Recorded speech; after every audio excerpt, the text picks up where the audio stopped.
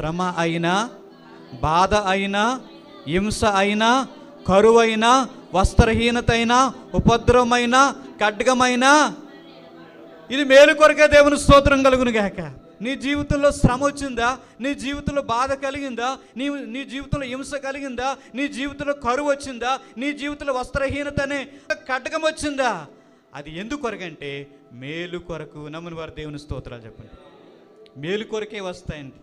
మన కుటుంబాల్లో కానీ, మన జీవితాల్లో కానీ, మన ఆత్మీయ జీవితంలో కానీ, మన అందరి బ్రతుకుల్లో కూడా ఒక్కొక్కసారి ఇటువంటి శ్రమలు మన జీవితంలో వస్తున్నప్పుడు దాని శ్రమ వెనక దేవుడు గొప్ప మేలు దాచిపెట్టాడనే సత్యాన్ని మనం అందరూ కూడా ఎరగాలి.